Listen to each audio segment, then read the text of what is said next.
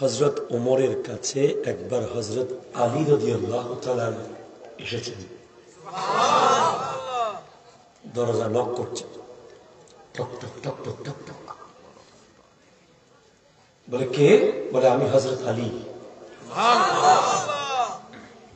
কি কাজে এসেছেন? আপনার সাথে কথা আছে। ব্যক্তিগত কথা না রাষ্ট্রীয় কথা?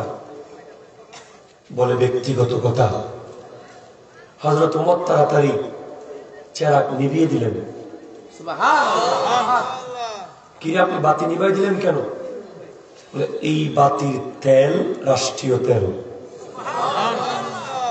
আপনার সাথে আমার কথা হবে ব্যক্তিগত। এখানে রাষ্ট্রীয় এক ফোঁটা তেল আমি খরচ করতে পারবো না। ওমর ফারুক আজমত দুইটা স্পেশাল গুণ, একটা আদালত, ন্যায় বিচার। এই যুগে যদি বলেন ন্যায় বিচার আছে, বাচ্চারাও হাসবে, বুড়া তো হাসবে হাসবে, বাচ্চারাও হাসবে। ন্যায় বিচারক থাকবে আল্লাহর ডান দিকে। ইন্নাল মুকসিতিনা ফি ইয়ামিনির রহমান। ন্যায় বিচারকরা সোজা জান্নাতে যাবে।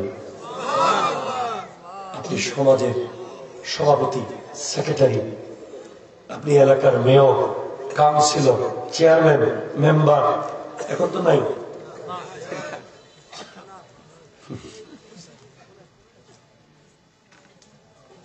সিদ্দিক আকবরের খেলাফত যখন চলে গেছে, ফারুকে আজম যখন খলিফা হয়েছে, সিদ্দিক আকবরের অনুসারীরা কি দেশ থেকে চলে গেছেন?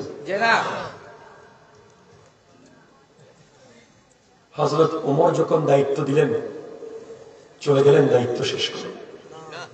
হযরত ওসমান যখন আসলেন, ওনার অনুসারীরা কি চলে গেছে? কেন যায় নাই? কারণ ওনাদের বিচার ব্যবস্থা ছিল আল্লাহর জন্য। হযরত ওমর তো রীতিমতো একজন লোক নিয়োগ দিছেন। ওই লোকের দায়িত্ব ছিল প্রতিদিন বলা, মিটিং শুরু করার আগে, সংসদ শুরু করার আগে হযরত ওমরকে বলে দেওয়া, ওমর তুমি মারা যাবে। একটা লোক নিজের বেতন দিয়ে, নিজের ভাতার টাকা দিয়ে একটা লোক রেখেছেন, যে ওই লোক সংসদ শুরু করার আগে বলতেন ওমর তুমি মারা যাবে। বাস, সেই লোকটা বসে যেত। হযরত ওমর এবার কান্না করতেন নজরে। তারপর বিচার কাজ। প্রায় সময় বলি, ঠিক না? জোরে জোরে বলেন না। আজকে সরকারি গাড়ি, সরকারি বাড়ি, সরকারি তেল, সরকারি টাকা, সরকারি কাপড়, সরকারি বিছানা, সরকারি চাল,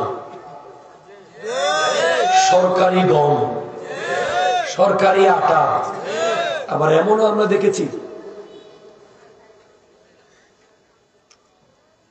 বিছানার বেডের নিচে